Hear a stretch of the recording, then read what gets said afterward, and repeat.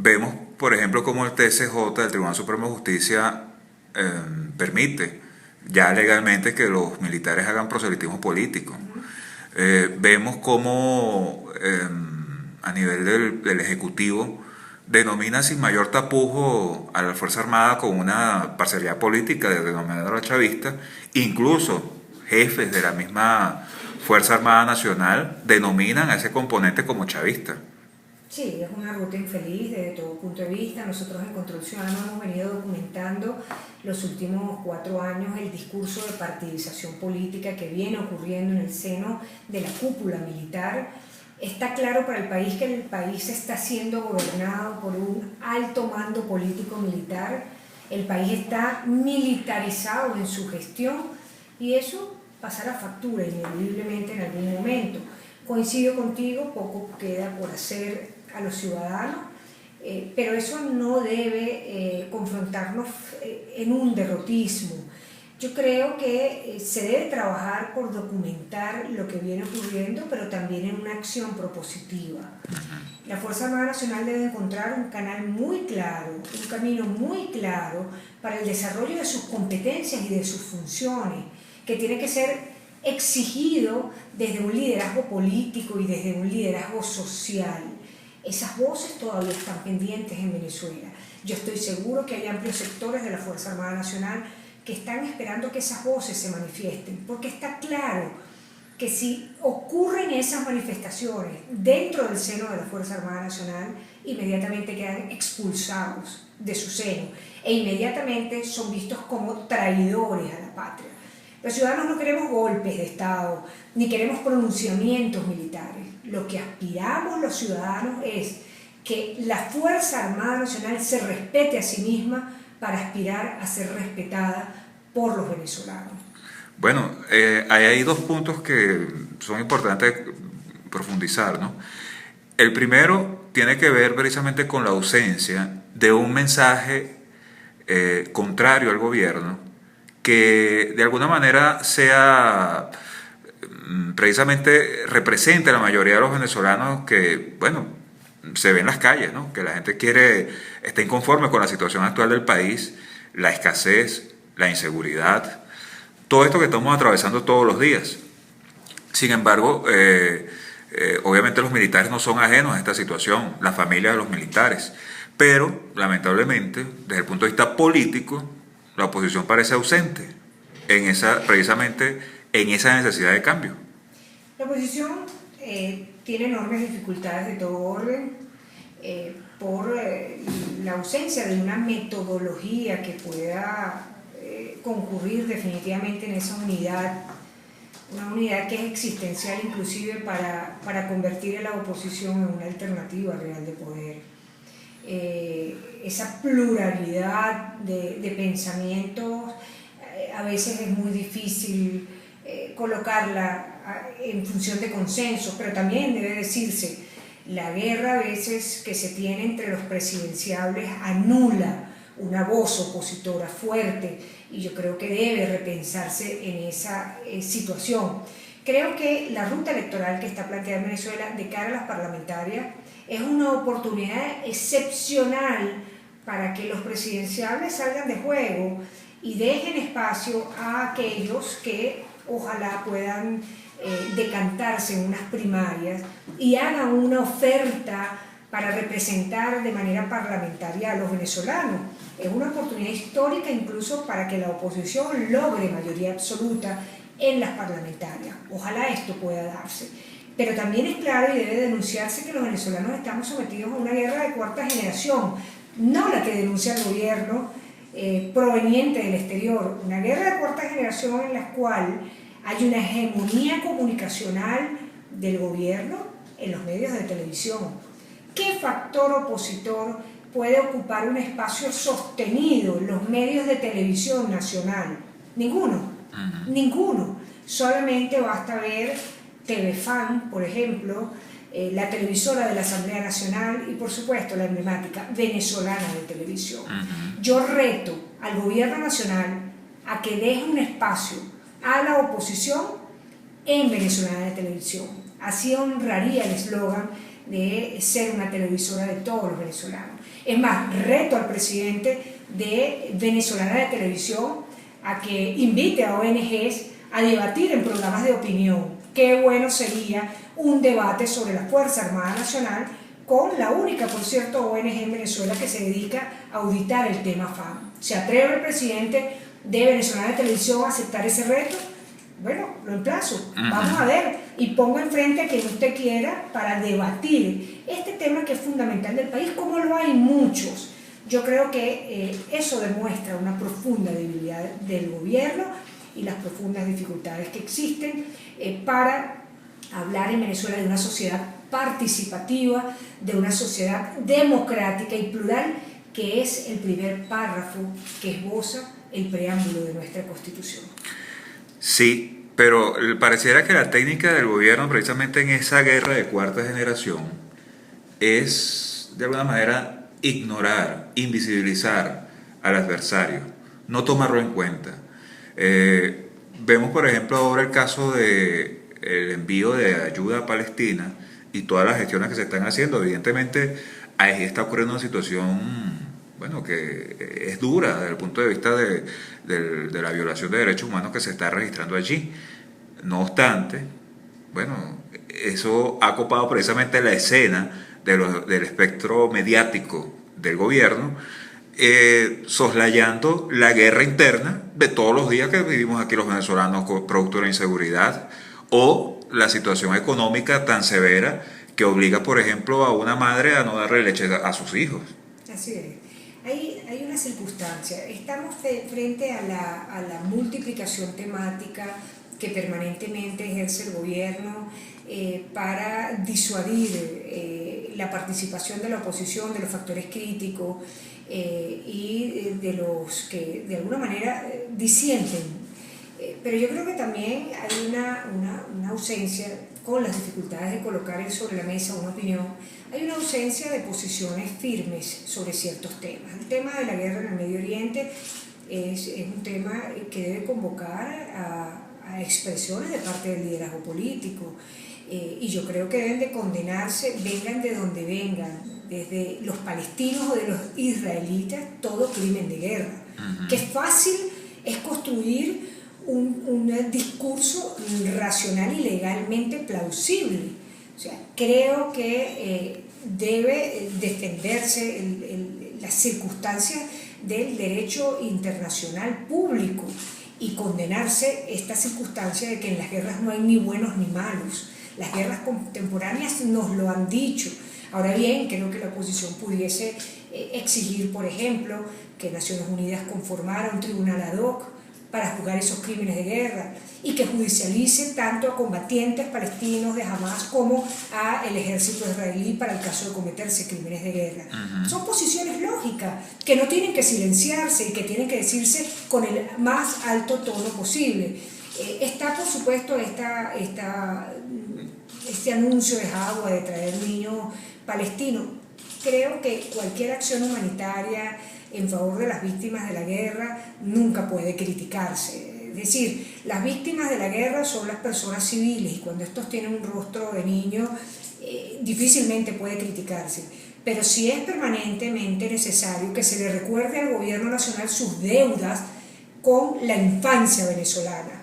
Todavía hay niños de la calle, todavía hay una deuda en los términos de la debida protección establecida en la ley para la protección de los adolescentes, de los niños, y hay una infinidad de deudas pendientes con la adolescencia venezolana. Entonces, pedirle al gobierno que deje de utilizar populísticamente la guerra y sacar las tajadas más sustanciosas para hacer política interna. Eso es inadmisible porque eso es cinismo.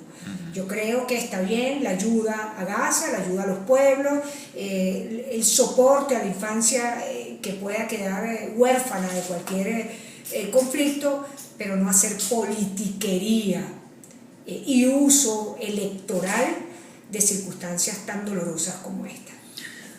Ahí pareciera que la oposición está como entrampada en un mensaje que si dice algo contra Palestina, quedan como unos inhumanos. Pero si dice algo a favor de Palestina, entonces quedan como que están apoyando al gobierno. Entonces no hay como un liderazgo firme, como tú bien lo has definido, que tenga personalidad para decir las cosas como son, ¿no? Así es. Por ejemplo, uno observa en otros países cómo la gente lo ha condenado, pues la situación que se está registrando allí, y no hay mayor trauma de quedar como un vendepatria o cualquier situación negativa. No obstante, que pareciera que el radicalismo de ambos bandos es el que impone la agenda a la gente sensata de la oposición. Así es. No se puede apoltronar una posición política en estas circunstancias. Qué fácil es erigirse en una circunstancia donde se pida se respete el derecho internacional. Si hay crímenes o criminales de guerra israelitas, estos deben ser condenados. De la misma forma que si hay criminales de guerra palestinos, deben ser condenados. Esa es la justicia internacional. En el caso yugoslavo, pasaron 20 años para que se condenara la masacre de Srebrenica, en el que murieron casi 13.000 serbio-bosnios, pero las circunstancias son hoy el de tener un resorte humanitario que obligue a tomar posición en la defensa de la protección civil de las personas y de las víctimas de la guerra. Está demostrado que la guerra, lamentablemente, quienes mueren hoy en día mayoritariamente son las personas civiles que no participan en las hostilidades. Y también debe denunciarse que jamás utiliza escudos humanos. Correcto. Es decir, sométanse a la jurisdicción universal. Pidamos como pueblo participante en Naciones Unidas que se constituya un tribunal ad hoc, para que no sea tardía la respuesta internacional y tengamos como resultado lo que ocurrió en la ex Yugoslavia o lo que ocurrió en Ruanda. Y hay otra cosa que también llama la atención, que es la siguiente. Hay situaciones que se están presentando en el Medio Oriente que son tan terribles como lo que está pasando, el conflicto entre Hamas e Israel. Por ejemplo, el desmembramiento ahorita de Irak con este califato y el grupo ISIS radical que está, diezmando a la población iraquí. O nos encontramos en el caso de Siria, que en el caso de las fuerzas de Bashar al-Assad están también cometiendo prácticamente un genocidio en esa población. Entonces no hay un pronunciamiento del gobierno venezolano y tampoco de la oposición con respecto a eso que ocurre allí. O sea, no hay consistencia en el discurso, porque si estamos hablando que presuntamente Israel está cometiendo un genocidio en Palestina, denunciemos todo lo que está pasando en realidad, lo otro que está pasando. Es así. Sin duda la oposición venezolana tiene la urgente necesidad de establecer el funcionamiento de un gabinete en la sombra. Qué bueno que existiera un think tank, un tanque de pensamiento, una unidad de política exterior dentro de esa oposición capaz de articular una posición frente a temas tan sentidos como el que está ocurriendo al norte de Irak o el que está ocurriendo en Siria, que demanda la atención mundial de la misma manera que la que nos convoca el conflicto entre Israel y Palestina. Estos temas son acuciantes y no pueden quedar en los blancos y negros a los que a veces los políticos prefieren acudir como fórmula electoral. Está muy bien el antinorteamericanismo en muchos casos, pero no siempre esto es lo culpable de todo. Si se decide ser aliado del presidente sirio, yo creo que la oposición tiene muchas cosas que decir respecto a las atrocidades que allí se cometen. Es decir, el peligro de los temas de política internacional son los claros oscuros. Hay que tener una argumentación sustentada en esas amplias zonas grises en las que se mueve la política internacional y una argumentación basada en principios que ineludiblemente están atadas a las normas del derecho internacional dibujadas en el Estatuto de Roma. Allí hay una clara concepción de cuándo estamos en presencia de crímenes de guerra, de cuándo estamos en presencia de delitos de lesa humanidad y de cuándo estamos en presencia de genocidio.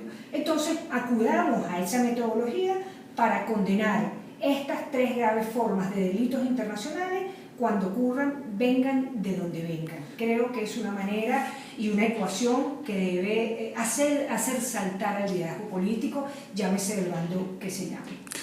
Ahora, volviendo al aspecto nacional, ¿no? Que por supuesto está muy vinculado en estos tiempos de globalización todo, ¿no? Pero el caso que no podemos dejar la oportunidad de tocar con una experta en el tema militar tiene que ver con lo del el llamado pollo Carvajal. Eh, yo quería saber si tenías alguna información sobre el impacto que este caso acusado, este señor acusado de presunto narcotraficante, de colaborar con el narcoterrorismo de la guerrilla colombiana, si esto ha tenido algún impacto en entre los generales, los altos mandos, incluso los altos mandos medios de nuestra Fuerza Armada Nacional Bolivariana. ¿Qué se dice? ¿Qué se puede intuir que puede estar ocurriendo ahí? ¿Qué se puede especular que esta gente piensa con respecto a lo que ocurrió en este caso del señor Carvajal, que bueno, finalmente fue entregado nuevamente por Aruba a Venezuela? Sí, es un caso muy interesante en cuanto a la repercusión que tiene la institucionalidad militar. En primer lugar, el Pollo Carvajal fue un funcionario que, digamos, transitó en una permanencia en la dirección primero de inteligencia militar, luego en el cambio de contrainteligencia militar por muchos años, algo inusual en la democracia venezolana. El Pollo Carvajal, si mal no recuerdo, estuvo 8 o 9 años al frente de esta dirección y una gestión completamente inauditable. Y también debe decirse, granjeó muchos enemigos dentro de la Fuerza Armada Nacional. Su actitud no fue la más consona con las solidaridades que entre los militares suelen ocurrir, porque la Dirección de Contrainteligencia Militar lamentablemente se dedicó en buena parte de su gestión a identificar a los llamados institucionales, es decir, a quienes exigían el cumplimiento del 328 y 330 de la Constitución. Luego, en la etapa ya final, la salida del Pollo Carvajal de esta, la voy a seguir llamando dirección, DIM, porque todo el mundo la conoce así. Ahora hay unas siglas que la aluden a la contrainteligencia militar, pero en su salida de la DIM termina aterrizando como viceministro de Interior y Justicia y con la llegada de Miguel Rodríguez Torres sale. Eso no ha quedado muy claro cómo están esos distintos grupos de poder dentro de la institución.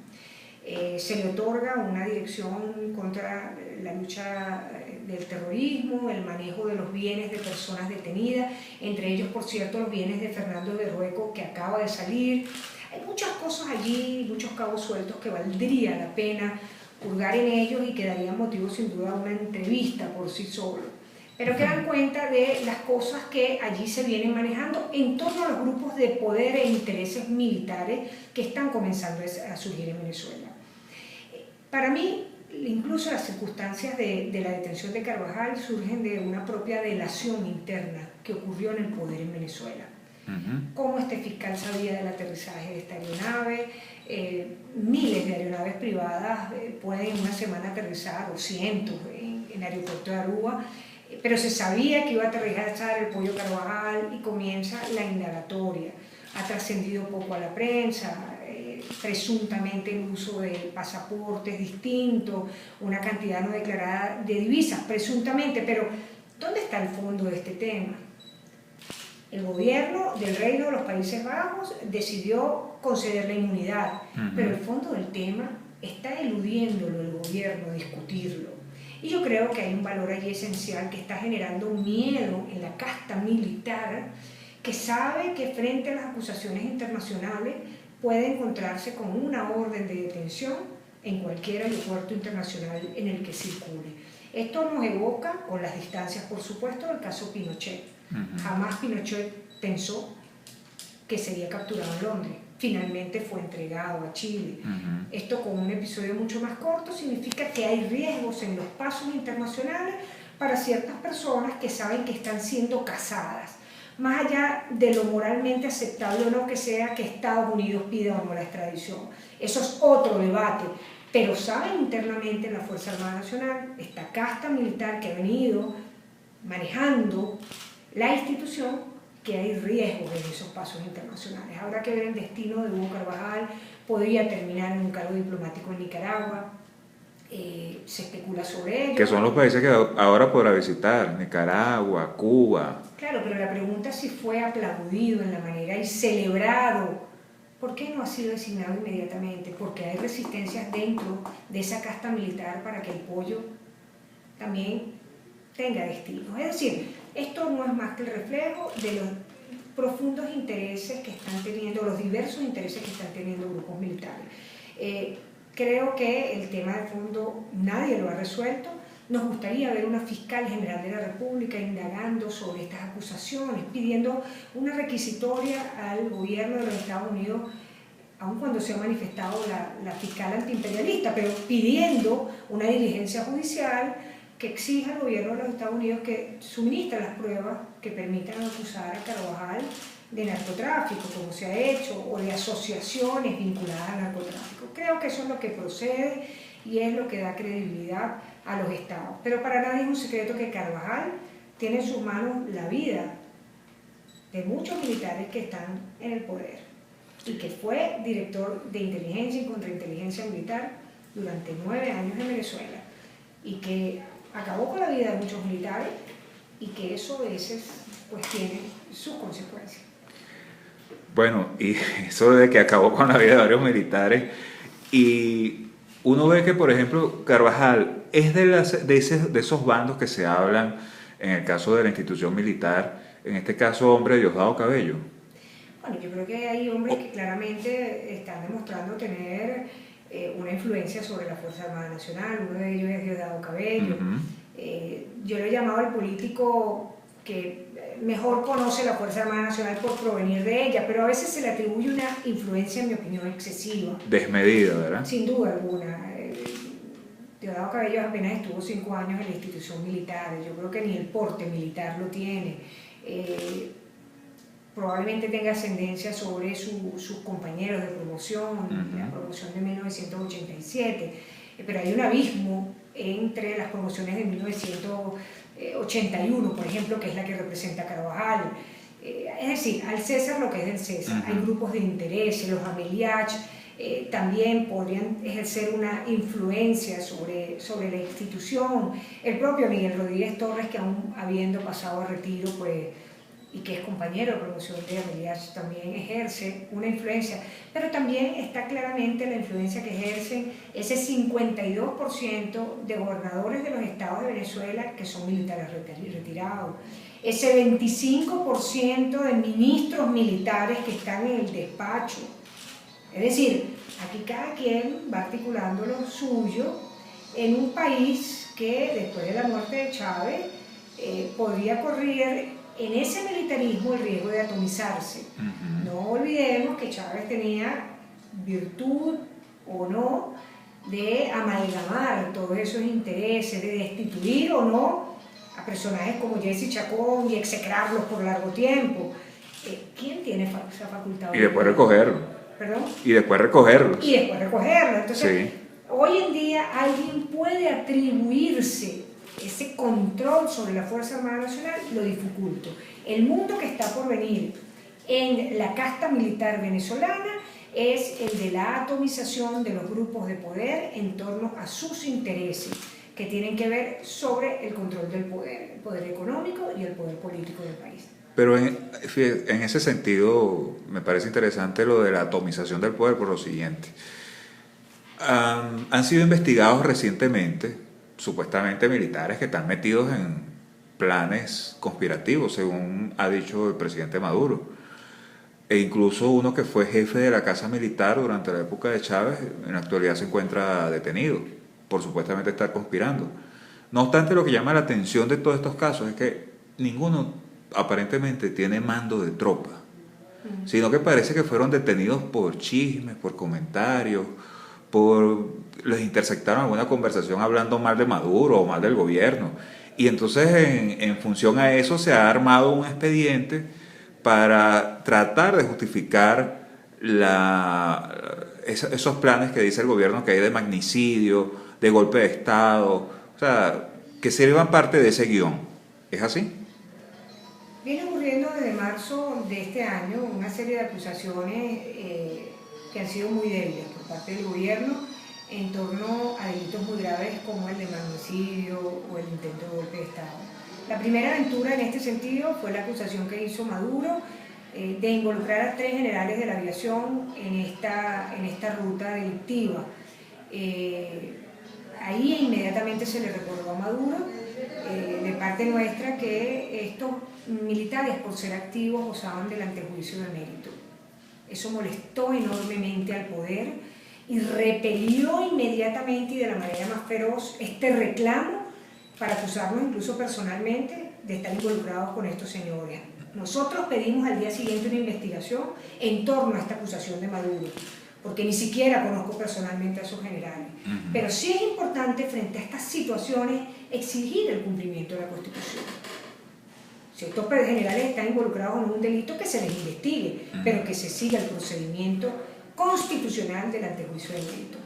¿Cuál es la situación a 5 meses después? Que estos generales inclusive han ascendido al grado inmediato superior. Qué cosas, ¿no? ¿Así? ¿Los presuntos golpistas? Uno de ellos ascendió a general de división. La pregunta entonces es, ¿eran presuntos golpistas? ¿Eran patriotas cooperantes? ¿Cuál es el juego a la nación para contarnos una historia, además frente a los delegados de UNASUR, de una cosa tan grave como esta? Yo creo que hace falta algo de seriedad en este punto. Y lo grave es que nadie audita el poder de las Fuerzas Armadas y lo que viene ocurriendo en las Fuerzas Armadas. Nuestra voz es muy minúscula y puede ser aplastada en cualquier momento. El liderazgo político, económico y social de este país tiene que seguir el tema militar y situaciones como estas no deben ser permitidas por la sociedad. Luego tenemos la detención de Vietri, a quien se le acusa de esto. Yo veo difícil esto, no se ha identificado el patriota cooperante que dijo que se había tratado de contactar para algo. Es difícil creer que un general retirado tenga la posibilidad de inventar un golpe militar en Venezuela. O sea, eso yo lo veo difícil. Y creo que el expediente del magnicidio y del golpe de Estado está totalmente agotado en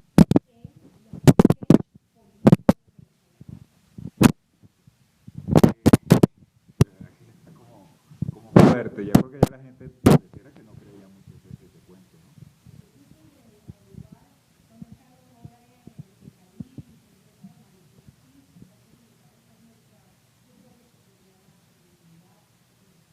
Pero hay una cosa, hay una solidaridad, entre comillas, comprada por el Ejecutivo a través de beneficios, o lealtades compradas, a través de beneficios, a través de silencio, a través de dejar hacer cosas desde el punto de vista de corrupción, o genuinamente esta Fuerza Armada realmente es chavista, como bien lo dice el presidente Maduro, y bueno, son solidarios automáticamente con él, con este gobierno.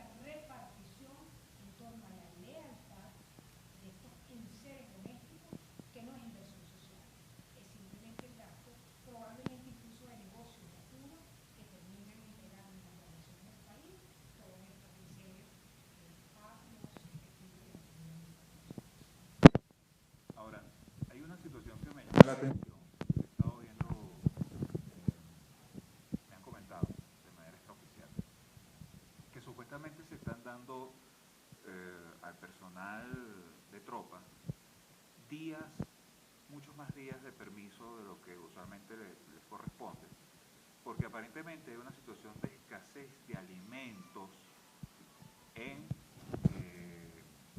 precisamente en Fuerte Tiuna, por ejemplo, que no alcanza la parte alimenticia para toda la cantidad de soldados, por lo menos la parte de tropas que hace vida allí.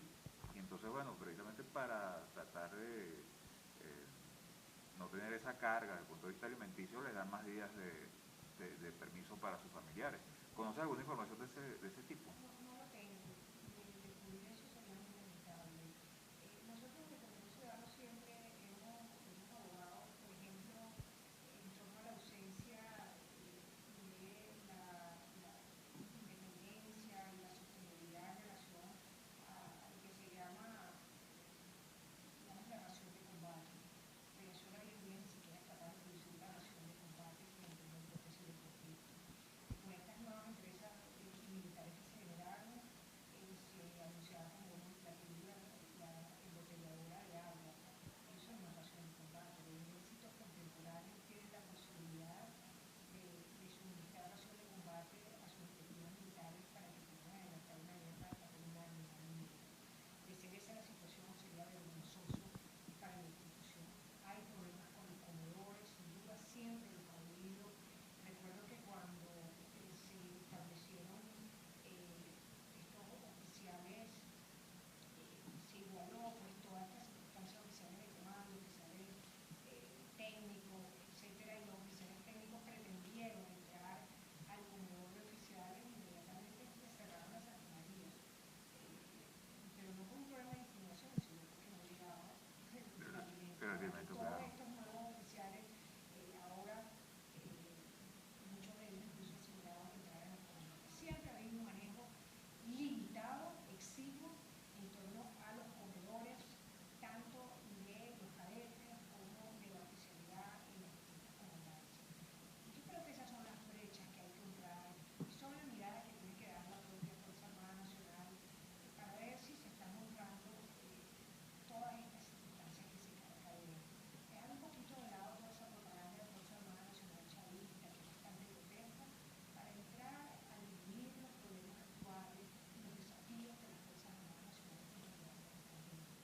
¿Por qué no dar un debate, por ejemplo, de los enormes terrenos que se encuentran bajo el control de la Fuerza Armada Nacional y que podrían reorganizarse mejor?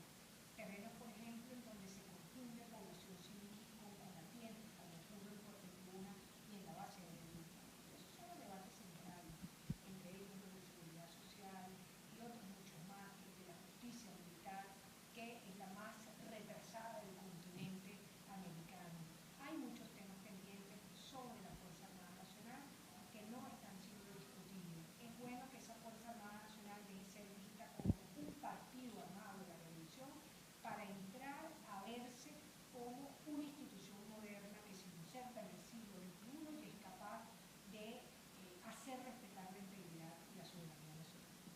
Ahora, pero hablando precisamente de esa, lo que el deber ser de esa Fuerza Armada Nacional Bolivariana, hay una situación que realmente a uno lo asombra, ¿no?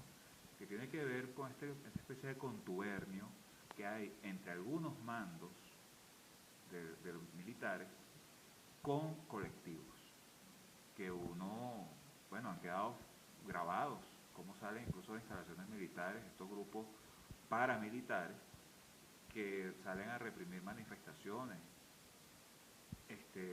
opositoras. Yo recuerdo solamente haber leído casos de este tipo, por decir algo, en Irán, que hay grupos de este tipo que son fuerzas de choque, que amedrentan, incluso asesinan a opositores, sobre todo se dio en la época de Ahmadinejad y anteriormente. Pero en Venezuela eso pareciera un modelo que ha estado imponiendo, de data reciente. ¿Cómo la Fuerza Armada Nacional ha caído en eso? Hay un modelo maléfico completamente de algunos sectores del gobierno que han venido insistiendo en la creación y conformación de esas fuerzas de choque. Las qué no se ha impedido a estos grupos de choque que funcionen, incluso algunos con data del año 2002, debemos recordar, sin demonizarlos a los círculos bolivarianos? Así como existía un círculo bolivariano que hacían acción colectiva, comunitaria y social conforme a la ley, hubo círculos bolivarianos que delinquieron frente a los ojos de los venezolanos, inclusive de manera pública y comunicacional. Ya desde el 2002 se vienen articulando, yo diría sin el éxito esperado por quienes están detrás de estas fórmulas de grupos de choque. Han tenido diferentes expresiones, se les llamó, se les denominó equivocadamente colectivos, hay grupos armados de choque que funcionaron en estas protestas que se generaron en abril y que delinquieron nuevamente frente a los venezolanos, incluso, como bien señala, amparados por la actuación de la Guardia Nacional. Hay videos que lo demuestran donde se ve la connivencia, la permisividad de la actuación de estos grupos armados en contra de población civil y la aceptación de la Guardia. Lamentablemente ha sido nula la investigación en este sentido. Yo no creo que esto arropa a la Fuerza Armada Nacional, pero una voz dentro de la Guardia Nacional es necesaria para investigar lo que aquí sucedió. La toma de los Ruices, la toma en la avenida Rómulo Gallego, las distintas expresiones que se dieron en el centro de Caracas, hablan de una complicidad, incluso en la avenida Panteón de Caracas, muy cerca del Panteón Nacional, donde se veía cómo se actuaba en connivencia, o al menos con una omisión responsable por parte de la Guardia Nacional de impedir la actuación de estos grupos, que tiene que ser investigada. Eso muy lamentablemente ha quedado tapado y eso está pendiente de justicia, de verdad y de reparación en Venezuela. Finalmente un par de temas, Rocío Samiguel, que tienen que ver con lo siguiente. Uno aprecia al presidente Maduro cuando se dirige a los militares. Obviamente, como dicen por ahí, Maduro no es Chávez, ¿no? Pero Chávez lo hacía con cierta propiedad porque, bueno, precisamente venía de ese mundo y se veía como muy natural la manera en que Chávez se dirigía hacia sus compañeros de armas. En el caso del presidente Maduro, lo hemos visto que hasta se han mandado a hacer letreritos que dicen comandante en jefe, chaquetas que dicen Nicolás Maduro, chaquetas militares pues, que dicen Nicolás Maduro, como tratando de alguna manera de preparar, construir, imponer un liderazgo que aparentemente no lo tiene. Y eso de alguna manera hasta lo recuerda uno en la carta de Giordani, cuando habla de que en la presidencia de la República existe un vacío de poder. ¿Cómo se aprecia esto en la Fuerza Armada Nacional? ¿Hay militares haciendo lo que le da la gana y se le paran firme a Maduro simplemente para complacerlo? ¿O realmente él tiene algún don de mando sobre estos militares? Debo decir algo en favor de Maduro, y eso debe reconocerse. Ha hecho un enorme esfuerzo por mejorar el conocimiento de la Fuerza Armada Nacional. No es feliz el resultado, pero debo reconocer que ha hecho un esfuerzo. Uno ve, por ejemplo, la primera locución de Maduro cuando es designado presidente, todas las equivocaciones en ese acto y en ese primer encuentro con el sector militar, y cómo él realmente se ha afanado en resolver esas limitaciones, se ocupa de conocer el nombre de la autoridad que preside el acto, que comanda el acto, hace el juego de palabras para llamar al descanso o para que continúe, antes interrumpía los actos, etc.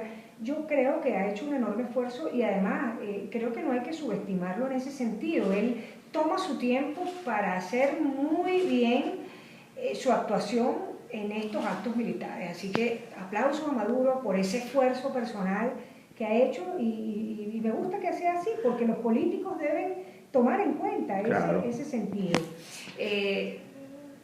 Yo creo que hay mucha diferencia incluso entre quienes lo acompañan en el poder. Habrán quienes están deseando dentro de su propio gabinete, muchos de ellos exmilitares o militares retirados, apostando a que se equivoque, producto de ese alto mando político militar que gobierna. Hay unos que están con Maduro y hay otros que no lo están. Yo creo que Maduro está muy claro que el mayor peligro no está en la oposición en Venezuela para su posibilidad de permanencia en el poder más allá del 2019. Maduro sabe que tiene allí permanentemente a gente serruchándole las patas, que quiere ser presidente en el 2019 y que probablemente van a venir de sus filas. Unido de alacranes. ¿Perdón? Unido de alacranes, como decía Milo Rojas. Sin duda alguna. Maduro está sobre un nido de alacranes que además se ha venido entrenando durante 15 años para manejarse un darwinismo al que los adiestró Chávez. Creo que se abre un espacio en la política muy interesante donde hay profundas grietas que van a develarnos a los venezolanos una intensa actividad que vamos a ver en la que ese deslave del chavismo puede ser una alternativa interesante para el país. Ojalá sea así, ojalá que haya sensatez en esas posiciones. Yo creo que hay chavistas, si cabe definirlos así, que creen en los principios de identidad nacional más allá de ser opositor o no, que creen en los principios de soberanía nacional, del fortalecimiento de las instituciones, de la independencia de los poderes públicos, y ojalá eso sea al final de la historia de esta época convulsa de Venezuela lo que pueda comenzarse a construirse. De lo contrario, tenemos un rostro amenazante de violencia estructural que está allí advirtiéndonos que debemos pisar con pasos firmes los años inmediatos por venir.